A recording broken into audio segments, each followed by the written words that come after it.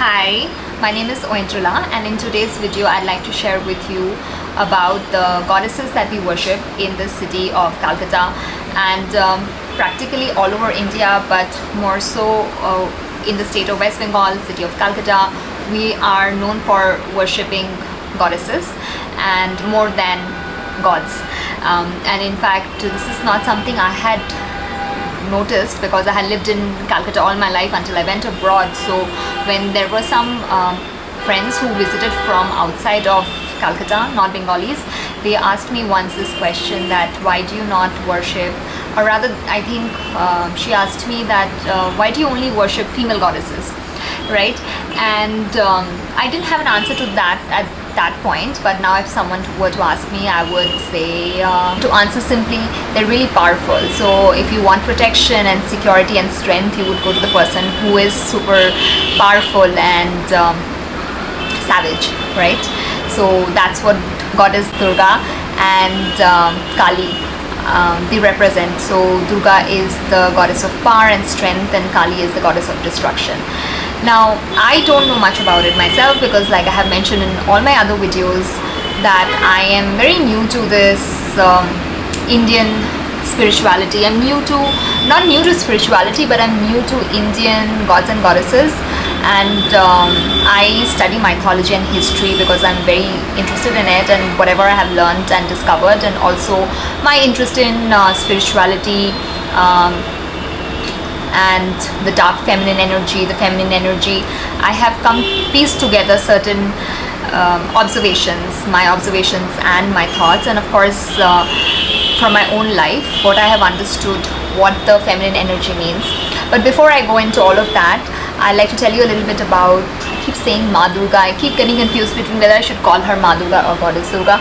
Yes, I'm going to call her Ma Durga, just for simplicity, instead of saying Goddess Durga because that feels so alien to me. So Ma Durga and Kali Thakur, let's just go with that, okay? So if you don't know, and even I didn't know until very recently, the very detailed version of how she came into being, but just to give you a snapshot for those who may not know, she was born because she was created by the other gods when this demon called Mahishasura, part buffalo, part demon monster, who had got this boon because of his penance that he could not be killed by any man or god, but he created nuisance in heavens and drove out all the gods and goddesses. So the Trinity, Brahma, Vishnu, Shiva, the Trinity of male gods in Hindu mythology, in Hindu religion, they decided to create this female goddess, okay, redundant saying, female goddess called Durga, and her name literally means impenetrable fort. So she was created and she had multiple limbs, so she has 10 limbs. Most often she's depicted with 10 limbs, and each of these limbs have different weapons which show her different powers, and she comes riding on a lion, also a gift to her by the Himalayas, by the mountains where she is originally from. And then in over many days of war and fighting Mahishasura, she was able to kill him finally, and that's the story of her origin. So in Calcutta, if you are not someone who's from Calcutta, whether you're from another part of India or not from India, she is celebrated, her homecoming is celebrated in a huge way. You can find videos about that on YouTube. In fact, I would recommend this one video, which is my personal favorite. Every time I watch it, I'm brought to tears. It's by this channel called Ethereal, and it's you can search Filmic, Filmic on Filmic and Durga Pujo, and you will see the video. It's so well documented, and it's cinematic, and it shows the essence, and also from an outsider's point of view, but also I think it's one of the best Durga Pujo video that I've seen so far. So and I actually showed that during the presentation, and I got some questions about why is the Durga idol immersed into the water, because we spend millions of dollars, so 1200 crore rupees, I don't know how much that is in dollars, but I'm pretty sure it's millions of dollars, if not billions, which is literally pumped into the water, right? So that's something people, non-Indians, even me as an Indian, I found it very difficult to digest. There'll be lights and there'll be temporary structures built like you saw in the slides, and people will be spending the whole night and the day thronging those pandals to see the artistic interpretations of the Devi or the mother goddess coming to visit us for 10 days. And all these structures, even though we spent like billions of dollars on it, is ultimately we throw them into the water. So that's where her question is coming. And these structures are all temporary. They're made in the middle of the road out of bamboo, and now people are also into, it's all eco-friendly, jute, husk, recycled water bottles, things like that. The competition actually between all these structure builders, we call them pandals, is to show off their creativity. And there is a theme every year, and so on and so forth. We wear our best clothes, not always. One of the slides we usually wear, it's very warm around that time of the year. We wear like light clothes to go and check out the pandals, and it's a festival. We are out on the streets eating and partying and doing all of those things. Now, at the end of those 10 days, the statue, the idol, across all these pandals are immersed into the water. And honestly, we as Bengalis from this part of this state called West Bengal, we feel very sad. In fact, there's a saying, we say "Asche bochor abar hobe," which means next year it will happen again. And when I was a kid, I used to wonder, why are we spending billions of dollars and then literally throwing it into the water? And later on I understood the meaning of this is, significance of this is the impermanence of life. So every year there'll be a cycle, there'll be seasons, and every year you'll have a summer, every year you'll have a winter, winter in our city not so much, which is great, but monsoon, and you'll have all the seasons, and it'll keep coming. Yes, you might be sad when summer goes away. Yes, you might be sad when winter goes away. I become sad when winter goes away, actually, at least here in India, but it will come again. And nothing in life is permanent, just like all these statues and all the adornment and the clothes and the pandals and the decorations, they ultimately are thrown into water, signifying the impermanence of life. We say at the end of every Durga Puja, "Asche bochor abar hobe," which I think is beautiful and poetic, and that those simple words, you get hope that again she's going to come next year and fill your house with laughter, joy and merriment. And we will again have the time, resources, energy and planning and the creativity that goes into all these pandals and idols, which by the way has started. I'm already in the mood for Durga Puja, so I want to absorb that energy. And being in North Calcutta, I feel like I'd feel the energy because Kumartuli is not more than 10 minutes away from my place, and I think I am so lucky to be born in this part of Calcutta and be so close to where it all began. So yeah, and then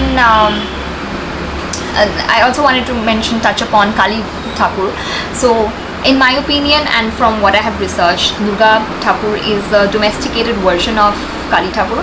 So Kali Thakur, if you've seen her images, goddess Kali, she is naked, she is very unconventional, like not the kind of goddess you would imagine you would pray to, because if you see the other goddesses, Durga, and even her daughters, Lokhi, Saraswati, so Lakshmi and Saraswati, they're very like traditionally clad in a sari, wearing gold jewelry and hair tied, and Durga Thakur does not have her hair tied, but I don't know about the other two. They have their hair tied. So they're very like the kind of girls and daughters or sisters or wives that people would like to have in their family, like very presentable and very talented or wealthy and so on, Lakshmi and Saraswati. But Kali Thakur is the absolute other end of the spectrum. She's naked, she's wearing a garland of skulls, she is has her hair wide open, flying curly hair, and her tongue is out. She is fierce, she's angry. She's not the kind of goddess people would go to, or if someone would imagine someone praying to, and she is actually considered in Calcutta to be a very loving mother. Like people who worship her will constantly tell you about how loving she is. So like I mentioned in the beginning of the video, like you would go to someone who's fierce and savage to protect you, not someone who looks meek and timid, right? So I think that's why people feel that sense of protection and love from her, because she's so fierce, she's going to protect you from everything. And so I feel Durga Thakur is the domesticated version of it, and even there's some research saying so, because when the Britishers came, they were like pretty shocked by this kind of devilish looking, unconventional looking, scary looking goddess being worshipped, and they kind of demonized it, and it fell into the category of like devil worship. So you know, Bengali girls are notorious in the rest of the country for knowing black magic and all that and whatnot. So yeah, I mean, she, like, Kali Thakur was considered like associated with devil and bad things and all that stuff, which is not to be discussed and not to be exposed to light, kind of hidden, like underground, that kind of thing. And Durga Thakur was the one who was like a more domesticated version. She wears traditional jewelry, not something made out of skulls, and she's wearing clothes, and she has a family. Apparently Lokhi, Saraswati, Ganesh and Kartik, they are all her kids, and she's married to someone. So it seems like she's traditional, and therefore she is more accepted in the mainstream society. But then again, Calcutta comes from the name of Kali. So Calcutta in Bengali, before it got anglicized, was Kolikata, so that is city of Kali. One of the many interpretations of how the name came about is that it's city of Kali. So people here are devoted to Kali, and you know, there is Kali Ghat here, which is one of the main like Shakti Peeths, one of the 52 or 53, 54, I don't know, the number is not fixed, but Shakti Peeths that exist. So, and it's a very potent one. People say people feel the vibration, it's different over here, like I would imagine in any Shakti Peeth. So yeah, so people here don't look at Kali as like that, they look at her as a loving mother, but it has been misinterpreted in various media, Western media, and also in some parts of India. She's not understood. And my experience with Kali, okay, so interesting, I think it's important to talk about this. So what happened last Pujo, you know, like around that time I started my like, I would say, very deep spiritual work. I have always been spiritual, but I think like last year around this time is when it really accelerated. And I remember it was Ashtami, one of the Durga Puja days, like Ashtami, the 8th day of Durga Puja. And I don't know, for some reason, or was it Shaptami? I think it was Shaptami. I was studying Durga Puja. I was like, I'm in the mood and the essence of Durga Puja, and I was studying about Durga Puja and all those things. Then one video like about Kali mantra, like a chant for Kali came about, and I was like, oh, it's a powerful mantra, and it, like, people were singing praises about how effective that chant is, and I was like, I'll do it. I did it. And oh my god, all hell broke loose the next day. I got into a fight with my family. Like, it's not because they knew about it, like I did the chant on my own in my bed at night, and the next day I had this fight came out of nowhere. Everything was fine, and I was like, what happened? That I was doing such deep spiritual work, I thought things were getting better, then what suddenly happened? And I thought that it's because, you know, every time you are close to an expansion, you're close to a breakthrough, you are tested. And I thought, like, this was a test if I have grown as a person, and I felt like I had failed. But yeah, I probably failed, and it also opened up my eyes that this is where I need to work on. But I also feel it had a lot to do with the chant, because later on, I realized this much later on, many months later, I was watching another video, and where the person said, in the video they said that in order to worship Kali, you need to be trained at a certain level, like you need to have some level of qualification and already accomplished in the spiritual realm for you to even start thinking about worshipping Kali, because it's not for everyone. I mean, like, it's not something that you can handle if you are not already of a certain caliber. And that made so much sense. And then I reflected back on that day, and I was just starting, like I mentioned. So me just randomly, without the initiation of a teacher or a mentor or someone trained in it just randomly from a YouTube video to do that. I think it kind of made that kind of fight happen. It was a really bad argument, almost could have gotten physical. But yeah, and then how I can confirm that I'm pretty sure it had to do with the Kali mantra is because a few days ago actually I was discussing meditation and all that with someone, with my esthetician, and this topic came up. Like, she was talking about Kali, and then I said, I think I did the Kali mantra, and the next day I got into fight, and she was like, oh yeah, for sure, because Kali makes your blood, makes you angry. And I was like, oh, that makes sense. And then there were two other people, her assistants, they were like, yeah, I also did the same thing. I did a Kali mantra chanting, and the next day I had a fist fight with my family member. So then it kind of confirmed. So that's something that, so it's not to say that Kali Thakur is bad. Like, I know it can be, like, normal reaction would be like, I'm not going to do this. But it's just that you need to have a certain level, a certain qualification to be able to go to her, because she is the ultimate, she's the goddess of destruction, and according to Bengali, she's the ultimate powerful goddess and ultimate mother, ultimate loving. I don't know much about her actually. We don't worship Kali. I mean, we don't really worship anyone in our household. We're a pretty agnostic family. So I don't know much, but this much I know, that I would like to know her more. And while I'm saying this, I'm like, okay, do I really? Because she is fierce. So I would like to know her more. And yeah, let's see when that happens. Okay, so the other thing I wanted to mention was about the feminine energy, is like how Durga is domesticated version of Kali. And the reason for this, I believe, like, you often hear people say, oh, she's such a Lokhi, she's such a Lokhi daughter, like she's like Lakshmi, she is very like, she brings fortune, or she's like Saraswati, she's so talented and all. But you rarely hear people saying she's like Kali or she's like Durga, right? So at least I haven't. Let me know actually if you have, and if you have ever heard someone complimenting a girl like that.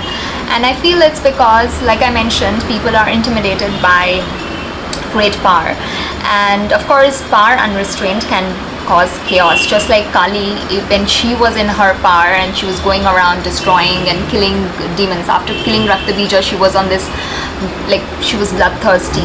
I don't know the exact theory, folklore, but she was on a rampage, and that's when Shiva, the masculine energy, came and laid down on the ground so that she would step on him, and then she was embarrassed to have step on her husband, and she would stop.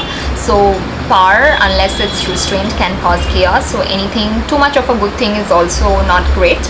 Just like how a river, it provides life to crops and vegetables and nourishes life, but if it doesn't have a bank, it can flood over and create a flood and destroy life.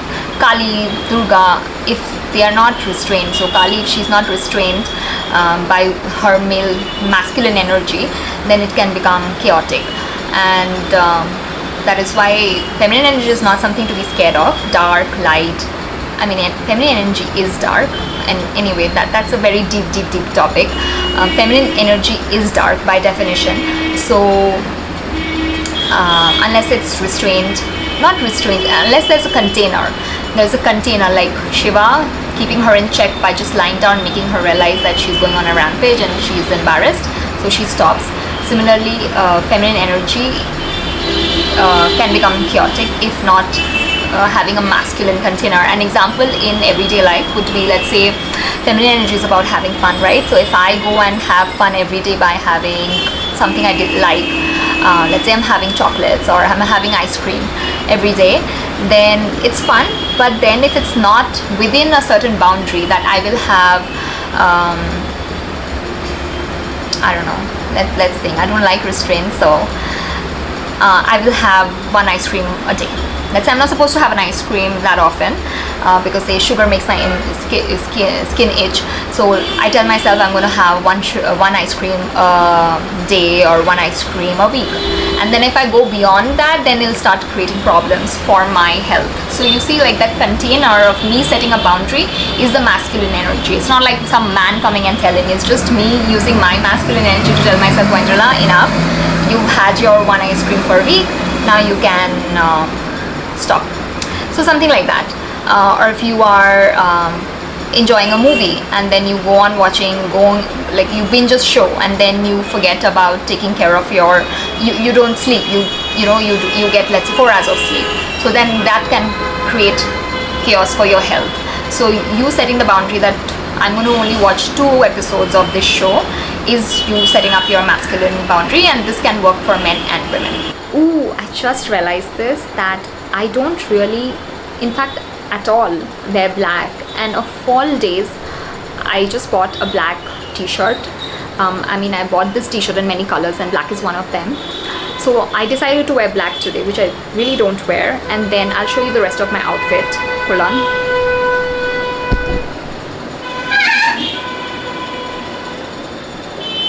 So a skirt with black stripes, so it's like an animal print skirt, and guess what?